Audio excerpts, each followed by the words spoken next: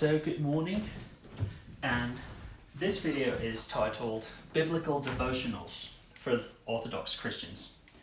And I got the idea from a couple of YouTube channels that I follow showing their devotionals in the morning, and I want to share this one. This one was actually not only a devotional, it actually comes from the Greek program that I was given by a monk, an Athonite monk from Vatopedi. And you'll see why I have all of these resources in just a second. So first of all, mainly we have to begin in prayer, and for that I have the Jordanville prayer book. This is the Jordanville. You can see it's a little tattered and worn, and of course you have the morning prayers and the prayers during the day. So it's always very important to begin in prayer. Of course you have other resources here, but at least the morning prayers are always a good way to start. It may not be the morning, but it's always good to do them right before beginning any program. So once we have done our prayers and we can get this out of the way, finally you'll see I have all of this. So what is this? I have the Orthodox Study Bible, the Christian Standard Bible Ancient Faith Edition, the Bible and the Holy Fathers for Orthodox, the Amplified Bible, the Augustine Bible, which is the English Standard Version Catholic Edition. This is a bilingual NASB, La Biblia de las Américas Bible. This is Reina Valera Revisada. This is a 1977 Reina Valera, and this is a Peshitta, which is the Syriac Bible. And over here I have two commentaries, which I will get to that in a second. So the way I do this is, I already showed this in a previous video, and this book has the lectionary, of course, according to the Orthodox Church. Okay, and let me actually turn to the page where we would be today. According to this, it's the 6th week after Pentecost. And I've shown this already. It has the text here and then the commentary. So how do I do this? Well, first we begin with the text. Here at the header, it gives you what fragments you're going to be reading. So the first thing I do is I read this text.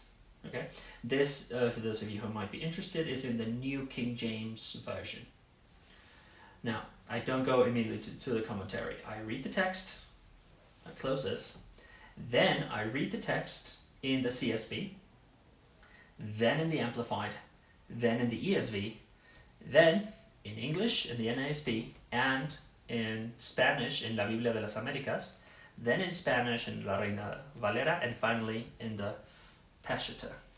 Now, of course, all of these are very different. The New King James is very literary, but also very literal. So it may be hard to read sometimes. The language is very beautiful, but it's not always the clearest translation.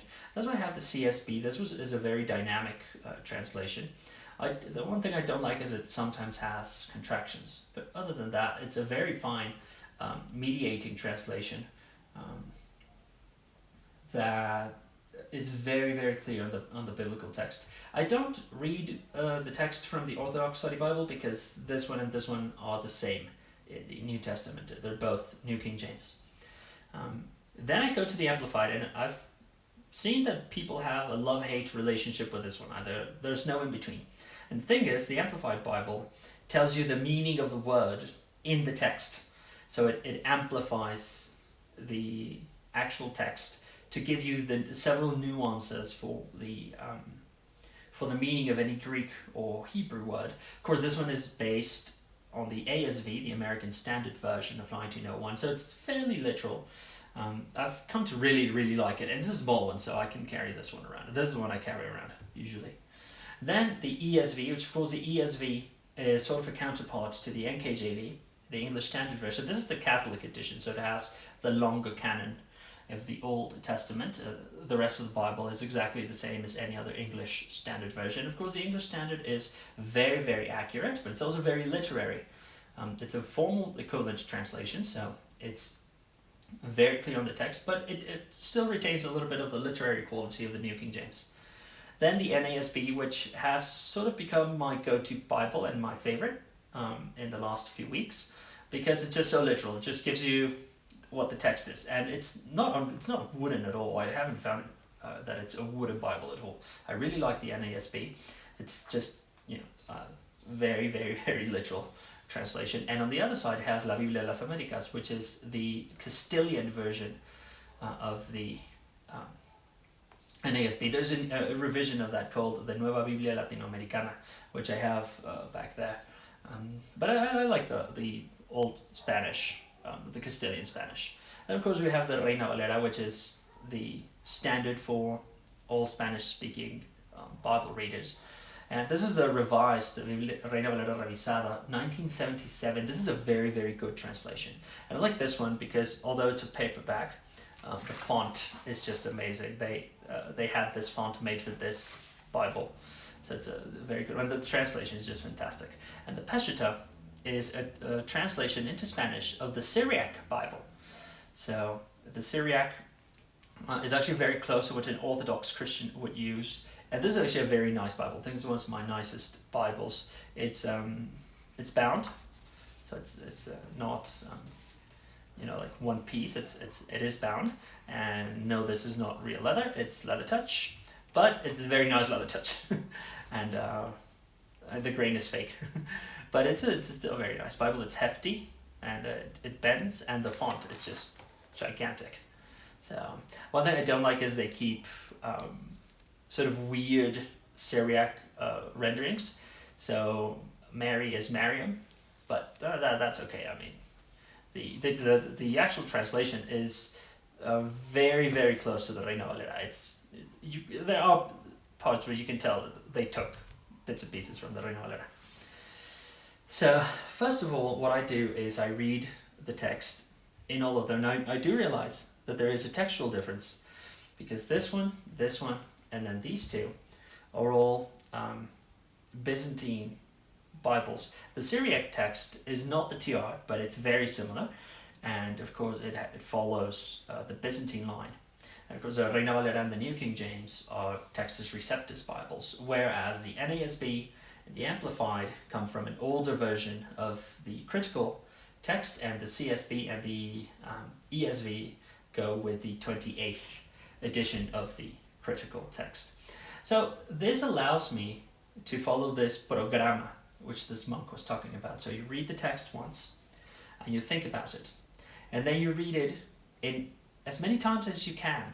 And the reason I read it in various translations and in various languages is nuances in the meaning, of course, become much clearer when you have there's always going to be interpretation and translation. So although they all read, of course, fairly close to each other, it's always very good to try to get as much meaning as possible. And so contemplating on the passage in several translations, in several languages even, it allows you to really get into what the author is saying. Once I'm done reading first the epistle in all of them, then I read the commentary, first from the Bible and the Holy Fathers, then from the Orthodox Study Bible, and then from the CSB, which has the ACCS commentary, the Ancient Christian Commentary in Scripture. A lot of the times, particularly in the epistles, and this has happened over the last couple of weeks, where we were finishing Romans and then beginning with 1 Corinthians, they have the same commentary at the same spot, because they take commentary from St. John Chrysostom, and so they have the same commentary. So it's quite common that I find myself rereading the commentary. Then I do the same for the Gospel. First I read the Gospel from here, then I read the Gospel in all of these versions. This is again bilingual, and I really try to get the meaning of the text, even if it's a very short passage, and then the same for the commentary. Once I'm done, I will usually go to a psalm, and in the Orthodox tradition we have the Kathisma readings, the Kathismata, which are 20 divisions, and 20 groupings of the psalms really, and so we put them into 20s. So I would usually take the morning Kathisma, which has 1 or 2 psalms, and I will read first the psalm, the same in all of the versions. I will usually begin with the NASB, that's my favorite, and then I'll usually jump to the ESV because I really love the language of the ESV. I try to avoid the Psalter in this one, in the Orthodox Study Bible, because it's from the Septuagint translation of the which is not the best. So I sometimes will go and look at it because it has, of course, Septuagintal readings which may differ, but I usually don't like it that much. And but I'll do the same. I'll read. This one, of course, does not have a Psalter. I have also a Psalter which has the Matthew's Psalter, which is even prior to the Geneva and the King James. It's a very beautiful Psalter. And so I will again read the same psalm in all of them. And then first I'll go to ACCS, that's a theological commentary.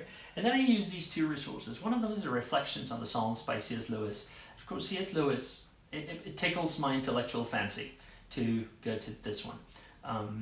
And he is just a brilliant commentator on it. And of course, he groups it by topic. So it's very interesting what he has to say. And then this one, Christ in the Psalms, by Father Patrick Henry Reardon. He's of the Antiochian Orthodox Church. And this is a commentary on each psalm where he talks about Christ as the main figure of the Psalms, as the redeemer of the Psalms, as the one to whom the Psalms are written to.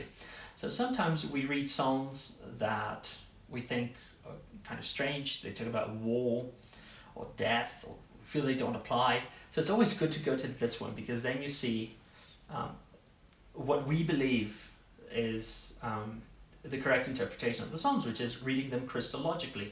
You read the life of Christ, so you know the gospel, and you read the gospel back into the Psalms. And so this is a wonderful commentary on that. So this is my biblical devotional routine. Again, it comes from a monastic program from Vatapeli Monastery in Mount Athos. And so I hope this is very useful for everyone. Thank you very much, and God bless.